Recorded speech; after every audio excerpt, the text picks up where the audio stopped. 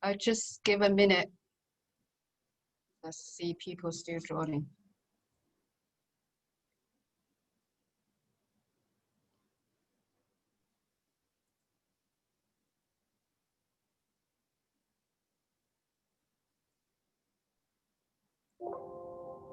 So good afternoon, everybody. Good afternoon, everybody. I'm your moderator for this afternoon's IFoA Asia Member Town Hall. My name is Wen Li. Most of you probably know me by now already. I am the IFoA East Asia rep based in Beijing. So it's my pleasure to have you all joining us this afternoon. I can still see the number going up. That means some of you are still joining us. Very pleased to have you all here this afternoon with us.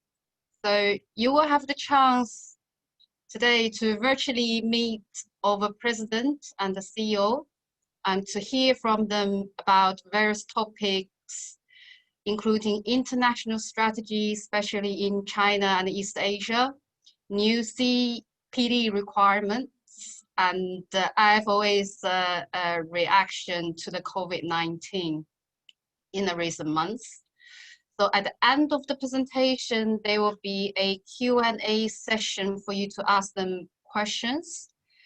So can I please ask you to send in your questions at any time by typing them in the Q&A box, dialog box that you can find at the bottom of your screen or your phone.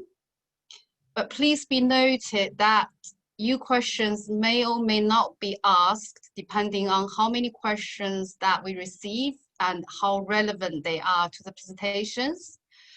If your questions don't get asked, by all means, send it to me or my colleague in Singapore, Corinne. She's also on the line, but you probably can't see her. So then we will try to address your questions after this session because we only have an hour. But don't be put off if your questions don't get asked. So before I pass you to the president, I would just like to introduce him and the CEO very briefly. As you already know, Mr. Tan Suee is the IFoA's first Asian president. He became our president in June this year. He was the past president, so some of you may have met him when he was in China last December. Suee graduated from London School of Economics with a first-class degree honor. He later also achieved master's degree in psychology from Columbia University in the US.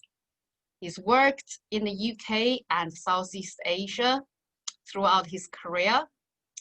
He was the CEO of Singapore Prudential. He started his career in the UK Prudential. One of his earlier career awards was the Outstanding CEO of the Year. He now, apart from being our president, is also an independent non-executive director of several organizations in Singapore.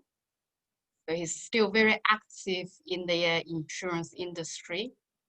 Moving to the CEO of the IFoA, you probably have seen the announcement in January this year. The CEO of the IFoA is Mann. He joined us in January this year. Prior to joining the IFoA, Stephen has worked extensively with the actuarial community in the UK. He was a board director of the UK Aviva, responsible for strategy, business services, and some of the major capital projects. More recently, he served as a CEO at the UK Police Mutual Group.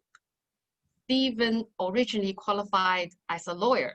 So in his early career, he worked as a lawyer in the city. So hopefully you will find out more about both of them later on, but without further ado, I now pass you to Mr. Tan. Over to you.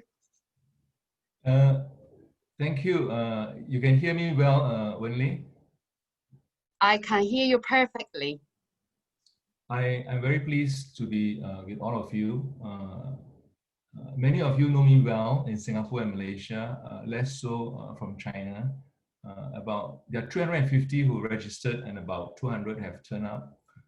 Majority from Malaysia, Singapore, and China. And as I was writing the notes for today's talk, I realized that I have not met you guys and ladies in person since I became president. Yeah, so I'm very pleased to have the opportunity to partner Stephen in our town hall because so much has changed in the last 10 months. Yeah, I've not traveled to UK since January.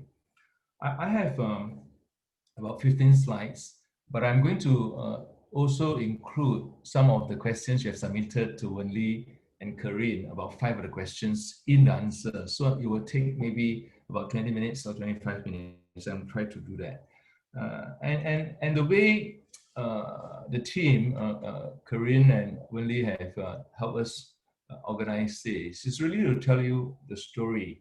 And I wanted to make it a story. Yeah. So the story is about the geography of Southeast Asia, where I grew up, and the geography of China. And then the story of strategy, the strategy of what IFoA is doing, and also some specifics, because I know that you are interested in specifics. I suppose the story must begin.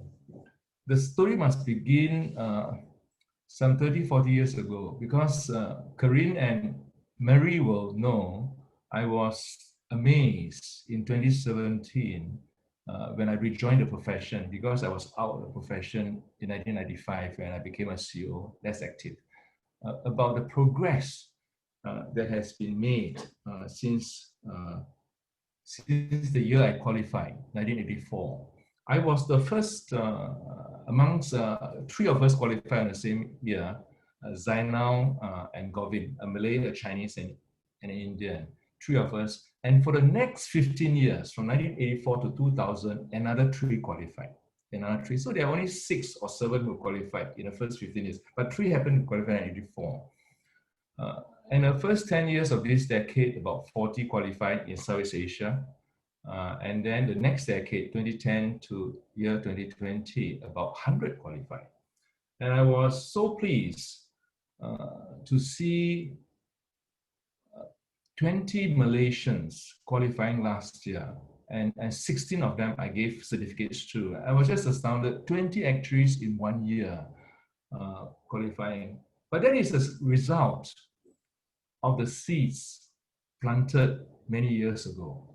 So I wanted to answer the question which the presenter asked either Wenli or Corinne: how is IFoA planning to increase its reach in Asia, and what are the key statistics showing outcomes of efforts?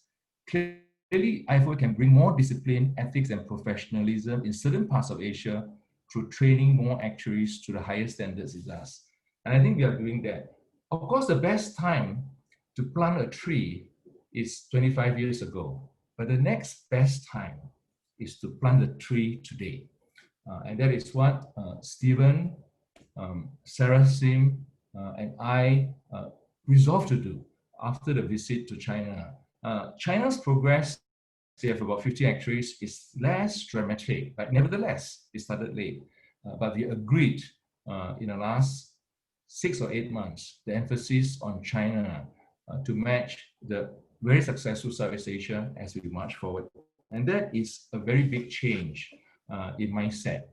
And in China, and I believe Sarah is in the program, Wenli and Jing Chang, it was an eye-opening experience for me about the importance of China and Hong Kong. And of course, if you're in China, you won't be surprised, but I felt opportunities were many, and we should take part of it. And the first thing I did when Stephen came on board, not the first thing, maybe the next month, the second month, was to persuade him to come to China. But of course, COVID-19 changed all that. But because of COVID-19, we actually accelerated other things, which are actually equally positive.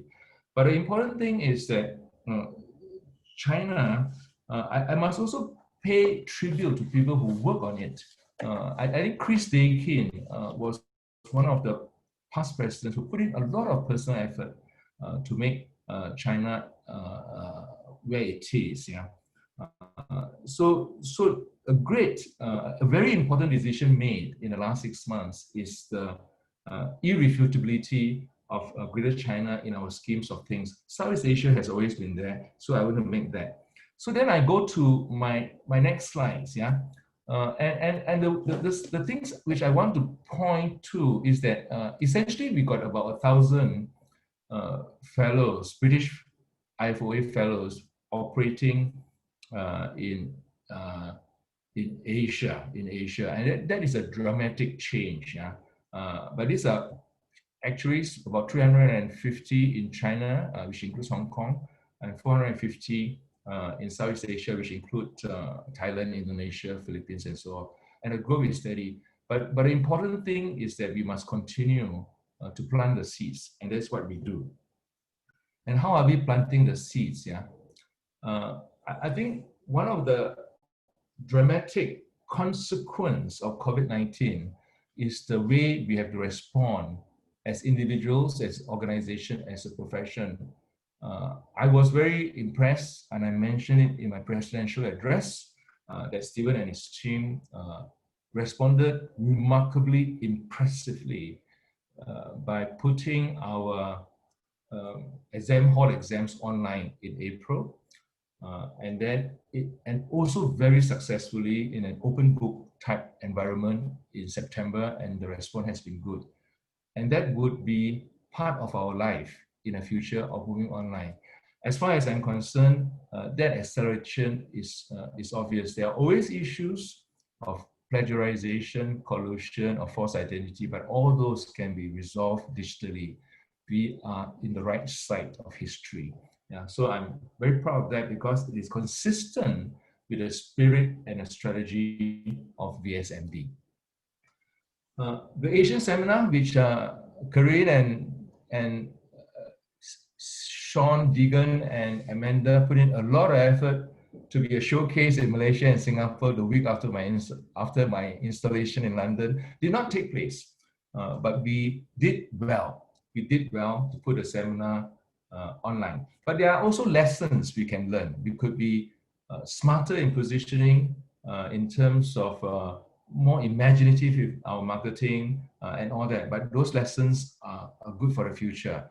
But as a result, I think some 800 or 750 people registered, and normally we would expect 300 to 400. But what the format will be, I will not know. So then I give you a sense of geography about what we have been doing in this part of the world. But planting seeds, it is about making the employers who employ us value our work. It is about giving a pipeline of the best and the right students, and also making sure our skill sets and our mindsets make us relevant, effective, and impactful. And on all this, we made significant advancements despite COVID-19.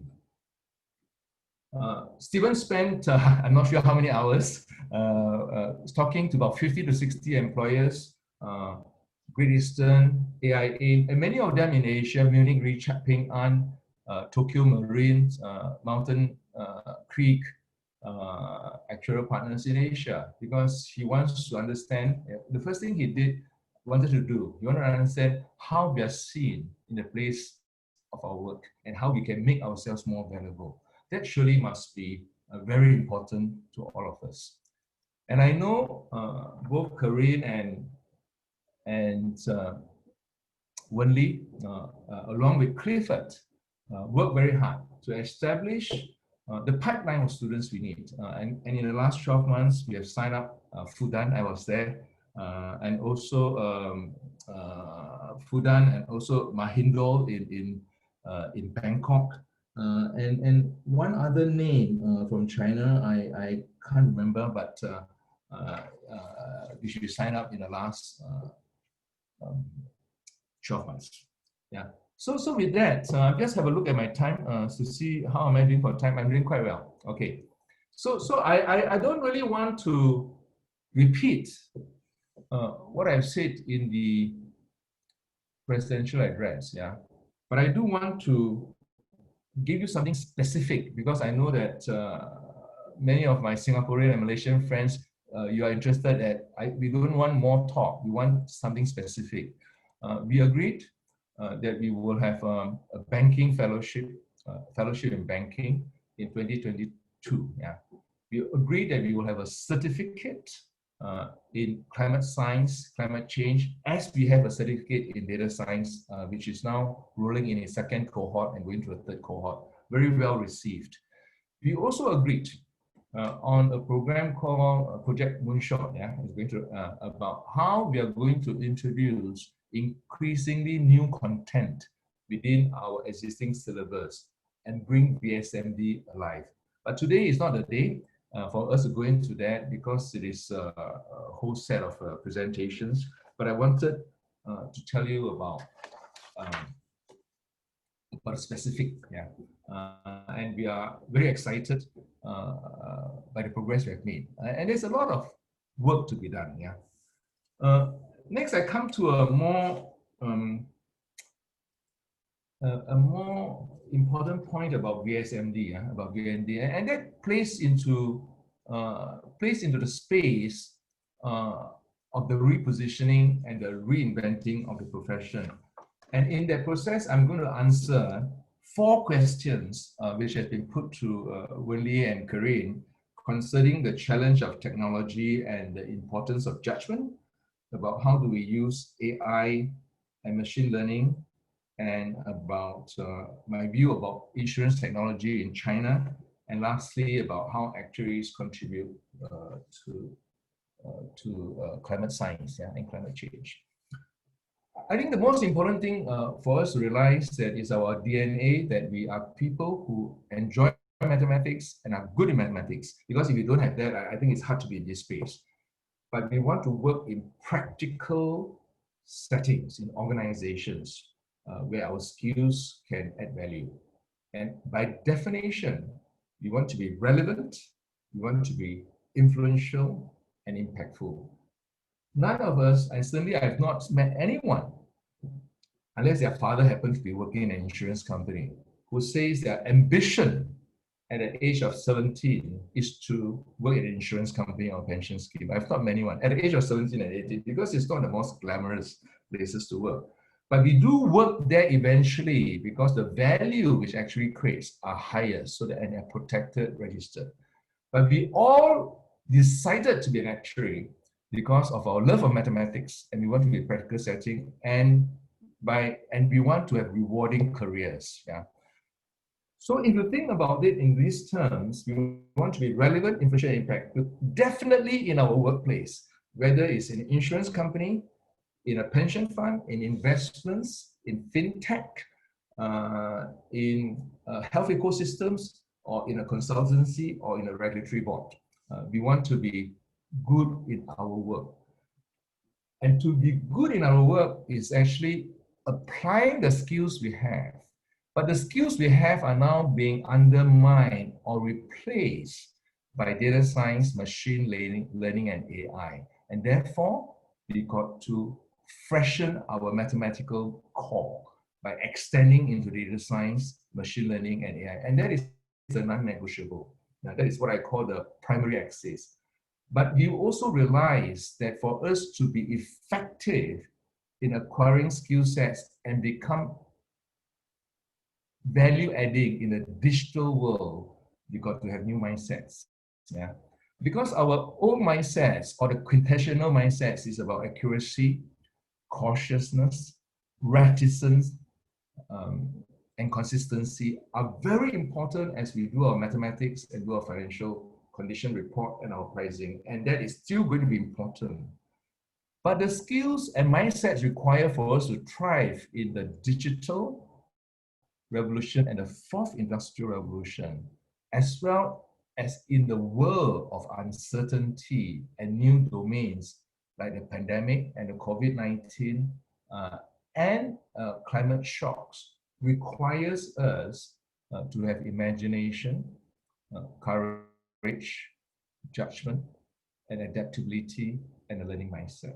That's why the skill sets are not enough. It's not about giving skills to this generation. It's about giving the right mindsets to the people who help them to change their mindset and incorporate new mindsets in the whole profession. Only then we can thrive in our workplace. The second place is that do our work stop at our workplace? And then we go into the purpose of the profession. The purpose of the profession could be about having wonderful careers, but we do have a public interest in our Royal Charter.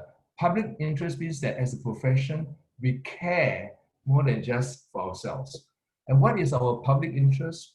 Our public interest is actually to make sure that things we add value to operate along sound financial lines.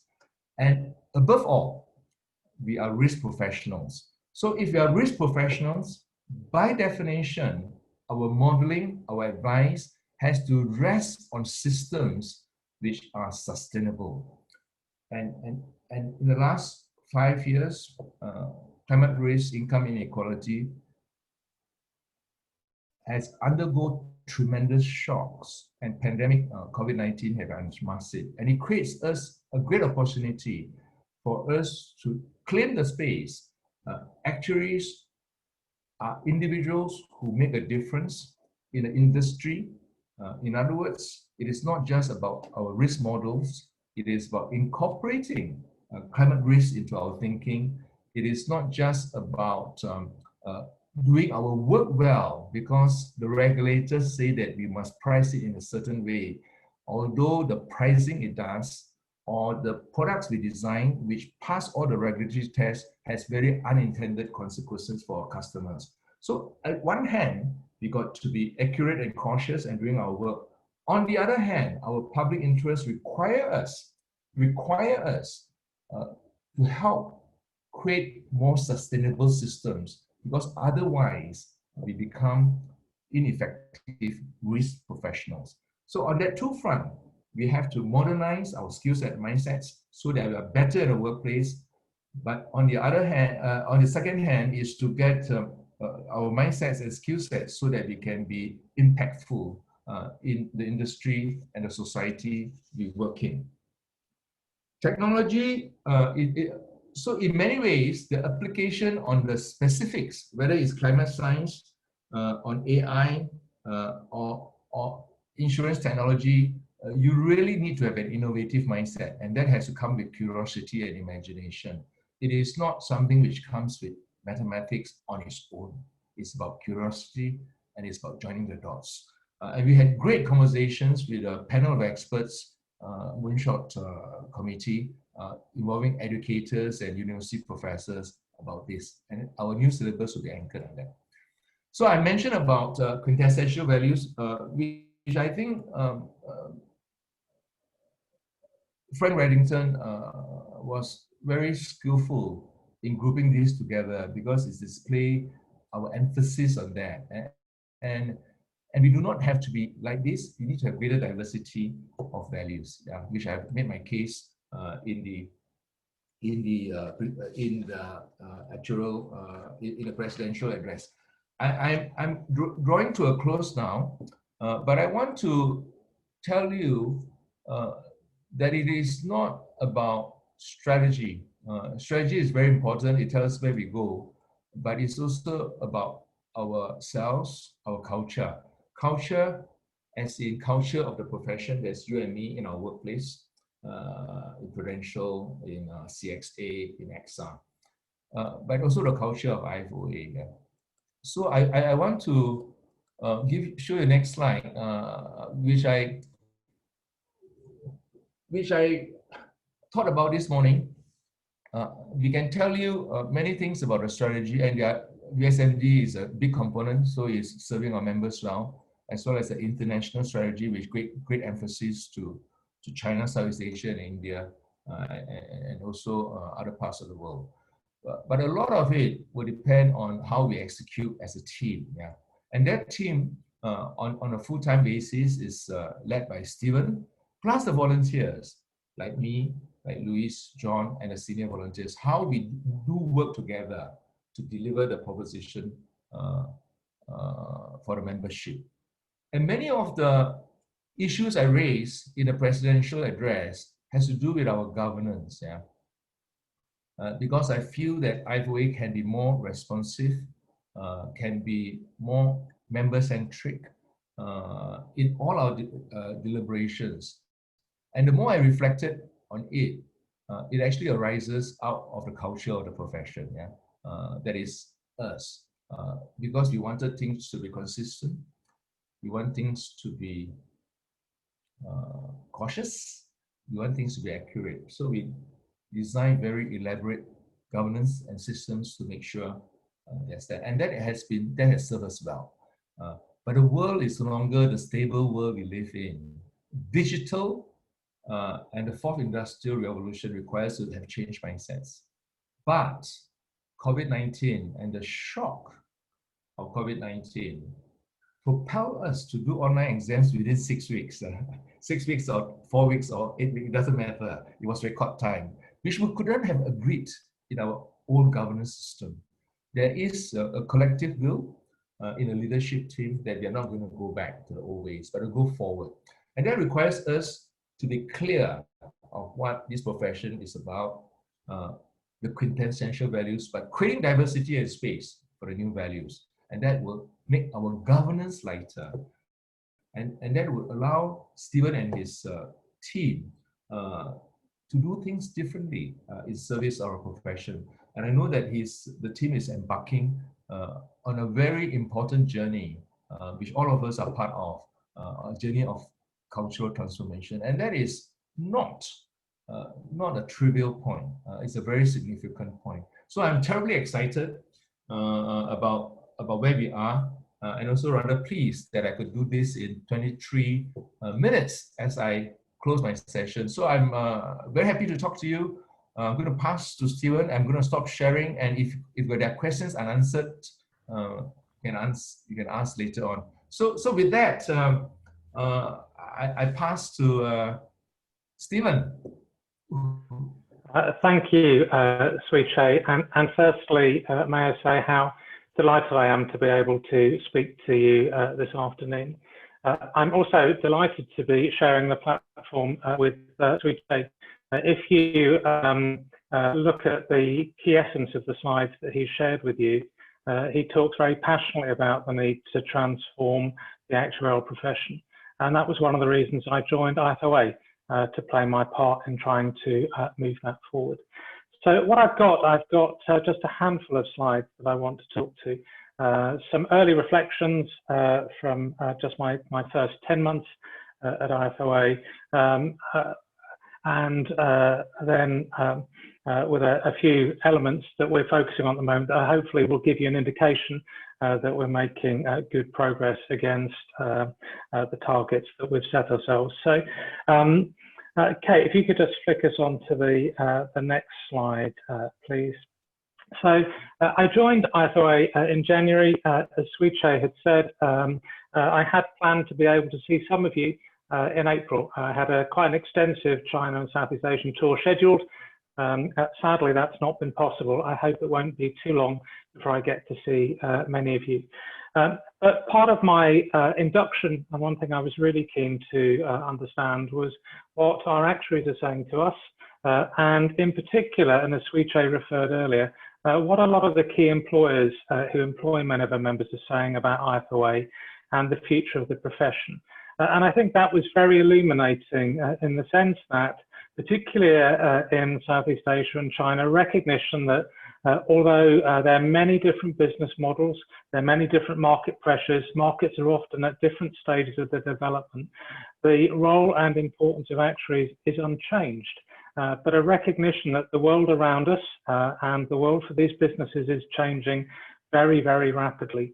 A huge appreciation and a recognition that IFoA actuaries are very special. Their ability to apply knowledge is quite unique, but a recognition that with a world that seems to be changing very rapidly, the importance of having the right mindset, the right skill set to stay ahead of the curve remains really, really important. And that's led me to work with the presidential team to ask a sort of quite a basic question, which is, so what is the purpose of the IFoA in helping support these changes? Well, evidently, we are a member-led organisation. and we need to listen to the voice of our members. But ultimately, I think to achieve what it is that we want to achieve, we must also aspire to become the voice of the profession. And underpinning that is the transformation of IFoA itself. And I'll touch on some of the earlier things that we're doing in a moment. But probably the theme that overarches this is the need to support the lifelong learning of our members to make sure that their skills remain current, that they are sought after, and that our members have careers that are rewarding and fulfilling personally, but also enable us as a community to contribute to some of the biggest challenges that the world is facing. And lifelong learning and our support for that is a key element of that. Kate, if you could just move us on to the next slide, please. So I just want to start with CPD. This was sort of one of the first elements that we've managed to introduce. I think a reflection that if we are going to support an actuarial community that have a current set of skills, we need to be able to support actuaries learning year on year. And I think probably a recognition that for many of our members, CPD, continuing professional development, has been perhaps a tick box exercise where we focus more on what people have done rather than what people have learned. So what we are seeking to do and seek to do with this approach is to focus on the outcomes that people have achieved over the course of the year, and to do it in a way which is perhaps a bit more flexible, a recognition that perhaps the old ways of learning, attending courses, watching webinars, etc., isn't necessarily the best and most immersive way of learning moving forward. What we have done as well is introduce the concept of reflective learning, and I think that's really important. From my time in business, I've developed a very clear view that the two reasons that businesses fail is because leaders tend to have excessive certainty in their own beliefs, or that they fail to appreciate what they don't know. And I think when we look at learning, the concept of reflective learning is just to enable us to seek a pause where people can take a step back and just reflect a little bit on how I work, what are my underlying assumptions and beliefs, and just have a sense check to say, are they the right ones moving forward? And perhaps should I be a little bit more open-minded about where things go? And obviously, in the nature of the relationship we have with a number of our key employers in Southeast Asia and China, we are able to link this with our quality assurance scheme. But hopefully you can get a sense that this is IFoA moving a bit with the times and developing a CPD arrangements that are more flexible, more modern, and more progressive, and more suited, I think, to making sure that our membership retains current skills. If we could look at the next slide, please. You know, I touched earlier on IFoA being a member-led organisation. That's because you, as our members, have a key role to play in making sure that the leadership takes things forward. And I think there are many good things about IFoA. We have a hugely respected brand, a hugely respected presence. And when I speak to my colleagues in IFoA, we hugely care about what our members say about us. That is probably a little bit different from having what I'll call a fully member-centric culture. And I know we've got more work to do in that front. And underpinning that is the need to provide a good member service. And I think there is more that we can do, particularly to support our membership base outside the UK. We have work in train to help deliver that. We have investments in systems and operations to try and do more. And hopefully you'll see more deliveries as we come through.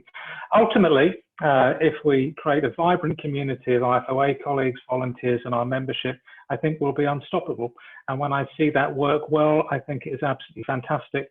I think there is more that we can do to create a stronger sense of global community for our membership as well there. And as I said earlier, I think we have work to do. I think we have some understanding of what our members really value. But one of the reasons I went out to speak to a number of our key employers was to get their perspective. And we will be reaching out. There's a membership survey to be launched over the next day or two. And I'd really encourage you to tell us what you really value. There's a real danger that We try and second guess what it is that you really value, and what we'd like to do is hear that from you directly, and for that to underpin absolutely everything that we do to try and support you as we take things forward. And what I want to try and achieve is a sort of sense where IFoA's reputation as having heritage remains, but it is a heritage that is forward-looking and seen to be progressive, and where you feel supported in having careers that are fulfilling and that where you are able to achieve your potential. So keep giving us the feedback, we will take it on board and so on. Kate, if you could just move us on to the next slide. So as Suee said earlier, we have had to respond nimbly to the pandemic. The most practical impact was that I didn't get to travel to China and Southeast Asia, but we had to work very quickly to get our exams online. They were all scheduled at the middle of March to be taken in nearly 150 exam centres across the world. And just 5 weeks later, we were able to deliver the majority of them online. A question has come in as to whether or not we think this is likely to be the path moving forward. We've yet to take a formal decision, but personally, I think it seems really unlikely that we would move back to the exam centre approach. Suee talked about which way the wind is blowing from a history perspective. We've been really happy with the quality that we've been able to see with the exams. The student experience, we had record positive feedback from April, and the early feedback from the September exams is that they have seemed to have landed very well with students. We have also had to pivot quite sharply to get a number of our events online, given that it's no longer possible in most locations to run face-to-face events. Those have gone well, and again, I think for our membership base outside the UK, hopefully it gives you a wider access and makes you feel part of a wider community, being able to see more of those. We are all working remotely. Our colleagues in Beijing were the first to do so back in January. In the UK, our offices have been shut since the middle of March. As a whole, I think we've responded really well to that. We are keeping an eye on our colleagues' well-being and support. It is a difficult time, and I know from speaking to many of the key employers in your areas that many of the same challenges that we're facing are the ones that they're facing too. And I think this really reinforces the importance of feeling part of a community as we move forward. But in a strange way, we are using this opportunity to accelerate the strategy for IFoA. It's forcing us to look at the offer, the services that we supply our members, and to look at doing them in very different ways. It's forcing us to accelerate the investments we want to make in our operational systems and processes. And this is a really exciting journey to go on, because as part of that, as Suee said earlier, is the focus on lifelong learning. We began a major piece of work over the summer, supported by educationalists, to look at our curriculum and to look at the way we support our members at whatever stage to help them achieve their potential. And I think probably we've been looking at it the wrong way round. I think becoming qualified as an IFO actuary has almost been the destination of choice. And I think in the world which is changing very rapidly, what we want to do is to make sure that membership, they have skills that remain current and that people are staying ahead of the curve. So that program that was completed over the summer, and we're now busy implementing it. Some of that will enable us to introduce more dynamic elements into our curriculum. And over the last 12 months, we've already begun to introduce elements of data science, machine learning and artificial intelligence. We would hope to have more modularity and optionality in our curriculum moving forward, and that will enable us to be more flexible and flex to the demands that are important to our membership moving on. So I touched a little bit on some of the early things that we've done.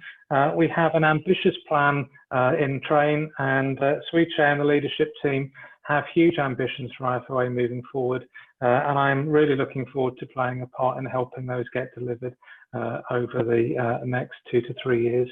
And above all, it's really important that the growth that we're seeing in China and Southeast Asia is supported on the ground. So I think our last slide is a picture of our lovely Southeast Asian and China's team, who are here to support you. As always, and as Suee said, that we are here to support you too. And please don't be shy if there are questions that you want to ask us directly, either here or separately. We will always be happy to try and answer them. So Suee, I think that's my bit done. I think we're probably now able to open for questions and answers. Thank you very much, Stephen. Thank you, Suee. Thanks for sending the questions in. I've got about 20 also questions here, including those who sent in your questions before the session. So as I explained earlier, we probably won't have the time to address all the questions here this afternoon, but don't be put off if your questions not asked here. Please let me and Corinne know, and we will try to answer your questions after the session. So I'm just going to pick those questions which are relevant to today's presentations at random. So this one particular question, which I really like, influence in Asia. One of the members here asked, how is the IFoA planning to increase its reach in Asia, and what are the key statistics showing outcomes of efforts in the region? Clearly, the IFoA can bring more discipline, ethics, and professionalism to certain parts of Asia through training more actuaries to the highest standards it does. So I think that's a very good question, and which is why I've asked it first. So over to you. Well, okay. Who wants to do that? Stephen, you want to do that? Yeah, I can pick that up, and that is a very good question.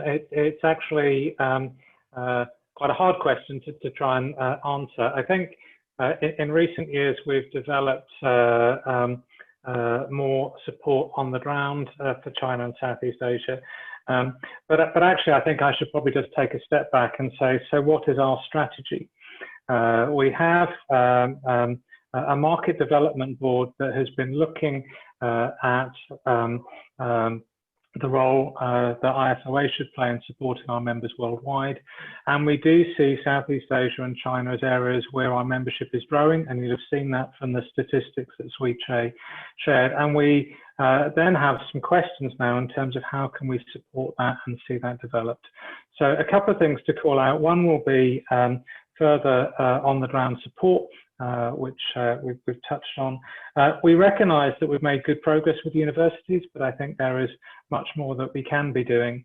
And I think the road shows that I've been holding with employers have been really important in giving us some insights. And the question talks about different standards, different roles, different aspirations, and different recruitments. And I do think the relationships that we want to establish with key employers in this region will be absolutely essential in taking that forward. I think those have been areas where we've not had established relationships. Virtually every organisation we've spoken to has said that they would welcome a stronger set of engagement with IFoA. And I think working together through a combination of those relationships with employers, universities, and stronger support on the ground, I think will help us support our growth ambitions in China and Southeast Asia. Suee, is there anything that you would like to add to that? Yes, I would, and I would like to do it, take a different flavor to the question, yeah, because and of course I agree with everything Stephen said. There are many things to do, and that's why we show the numbers for the last 5 years. And I said over the last 30 years, I was impressed with Southeast Asia, but I was less impressed with China, to be honest, because I got the ratios of 7-to-1 with SOA. Not that we are competitive, but we are sort of collaboratively competitive, which is, I think, fine.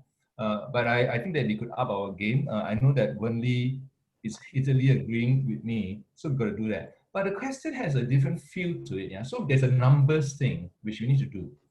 But the other point is about reputation, right?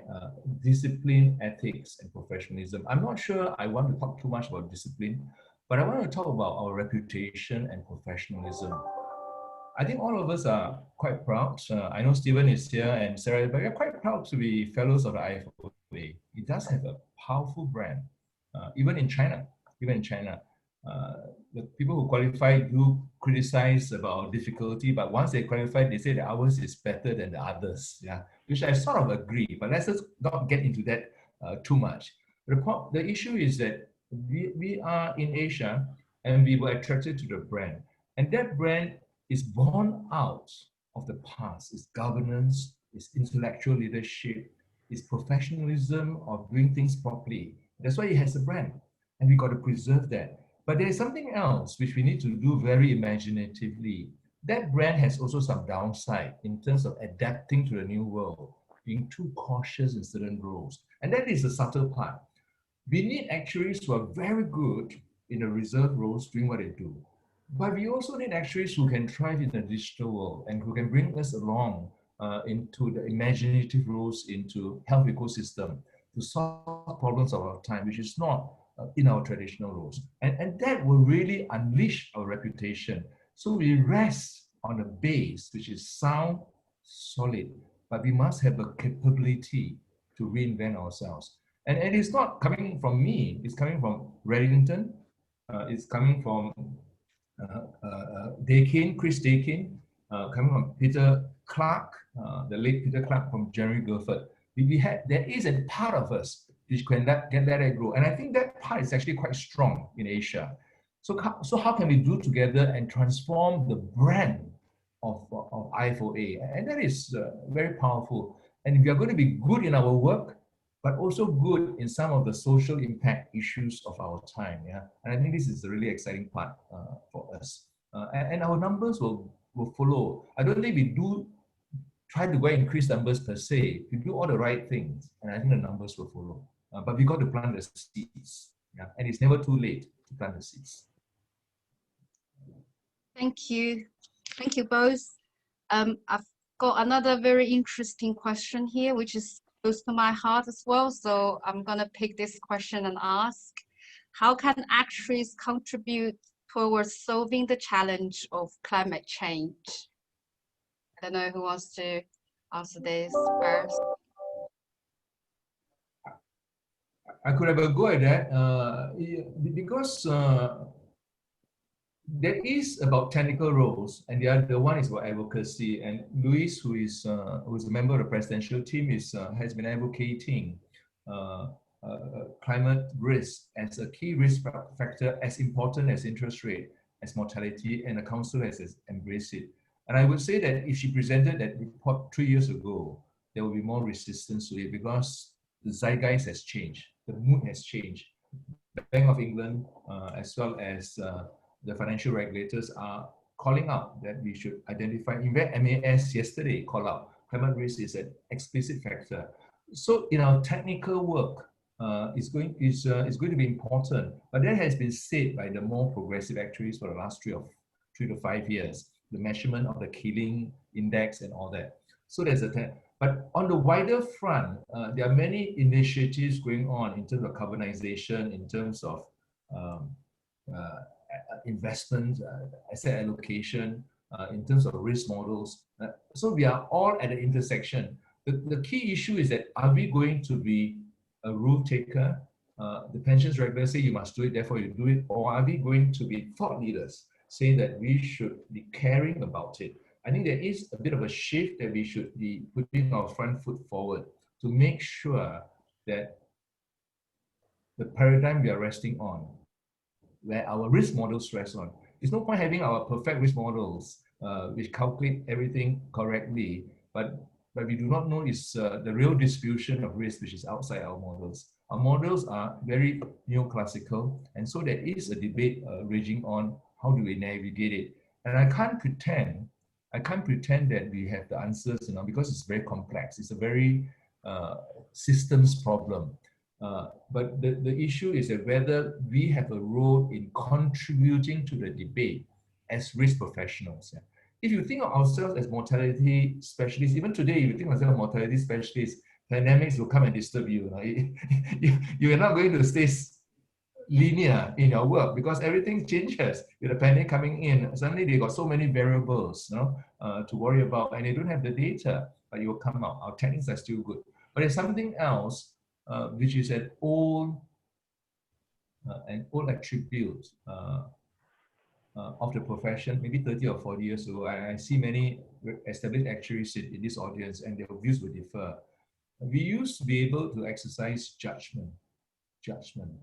But now we tend to, okay, I've got to choose my word carefully. We look at the model, and the model could be 800 pages. If you sit on a risk committee, which some of you do, I did, 800-page risk report, but the pandemic was never mentioned there. Just at the Northern Rock, when it failed, he was rated as AAA 2 weeks before it failed because they never quite measured liquidity risk, right? So you can see, so we can look very narrowly downwards to make sure what we're doing is correctly. The new strategy say that we do that, but we also look at upwards, what is happening to the systems, yeah? Because the problem we have is not that we are not systematic. The problem we have is that the issue is the system. So we need to think systemically, not just systematically. We often think systematically, but we don't think systemically, which is about how relevant the system is. Because our skill sets is about working within a certain orthodoxy. But if that orthodoxy doesn't work, you really need courage, imagination, and curiosity to change the orthodoxy. Yeah? So our mindsets are very important. If we bring the old traditional mindsets, we will try to make the existing systems better, bigger, more pervasive, and more efficient. But it could be the wrong orthodoxy, especially if the world is going through a discontinuity, which it appears it is. Yeah. So I think it's a great opportunity for us in the context of being an actuary, as well as in the context of the VSMD strategy. So I don't know if Stephen's got anything to add to that, or? No, we have. I'll talk a little bit about process, which is that, as Chieh said, our council approved a recommendation from our climate risk related task force, and the aim is that through a range of measures, that actuaries consider climate risk in the same way they would any other typical actuarial risk, and that will be partly through education. We'll be looking to develop some increased skills, as said, through the credential that Chieh touched on earlier, but actually making it a regular topic for discussion. And as Chieh said, I think there has been a shift in the background music over the last 3 or 4 years that I think it is very difficult, regardless of your views as to where this might head, for it to be a topic that can a topic that needs to be discussed. Thank you. I've got another challenging question here, if I may say so. I think this is a question for you, Stephen.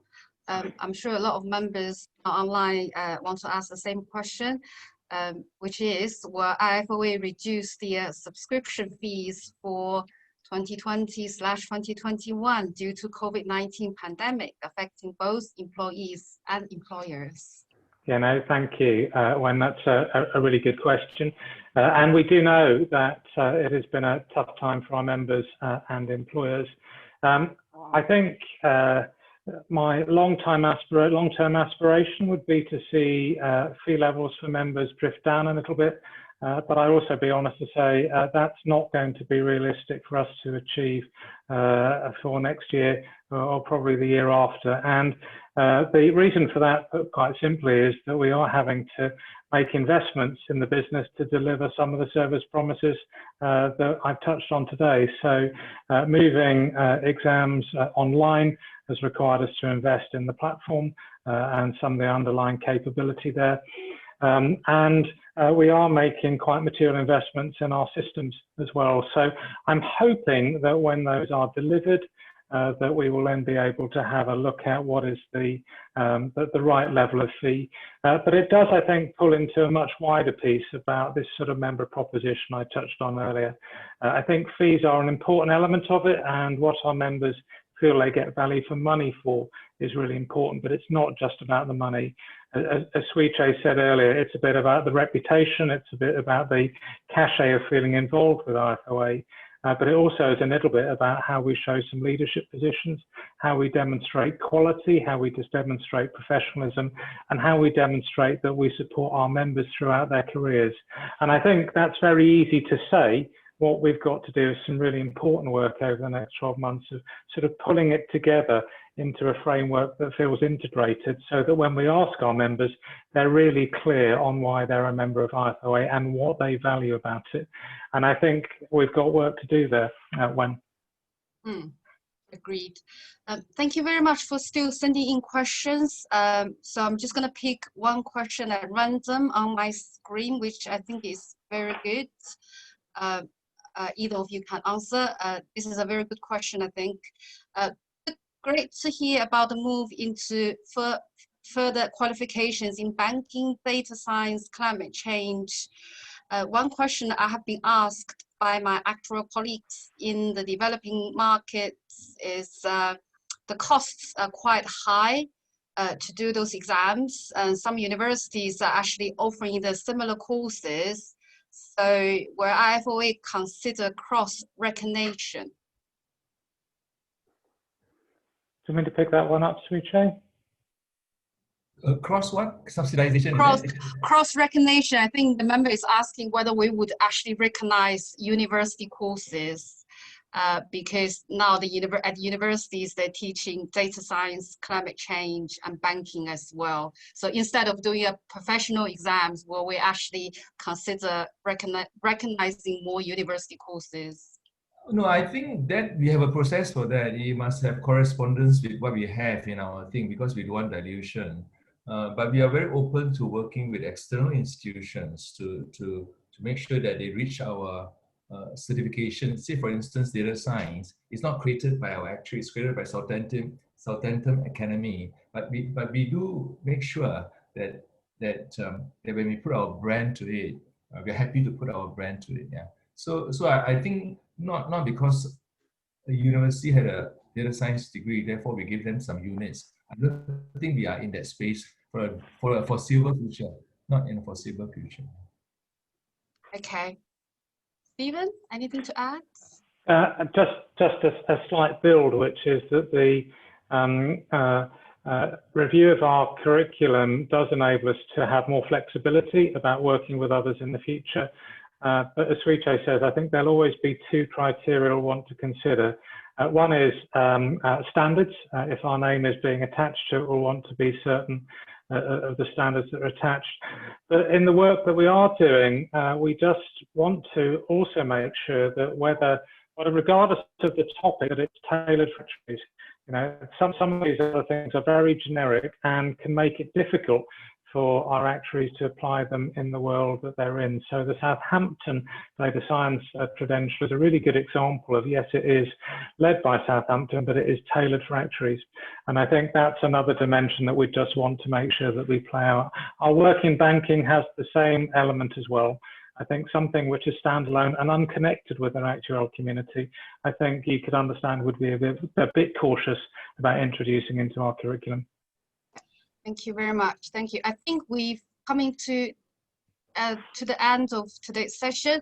Kate, can I please ask you to put the QR code on the screen so I can ask all the members to scan and provide us some feedback? Thank you. So thank you very much for attending today. It's great to have you here, although I can't actually see you faces. But it's great to have you, and thank you very much for attending. And if you can please provide some feedback to us, and that will help us greatly for the next sessions. Obviously, I've heard members telling me that they really want to go back to the face-to-face events. Unfortunately, we've not been able to do that. And I know you want to see each other, you want to see me. I also want to see you. So as soon as we can do that, I will let you know. It's coming to the year end. Please stay safe and be well. Thank you and goodbye. Thank you.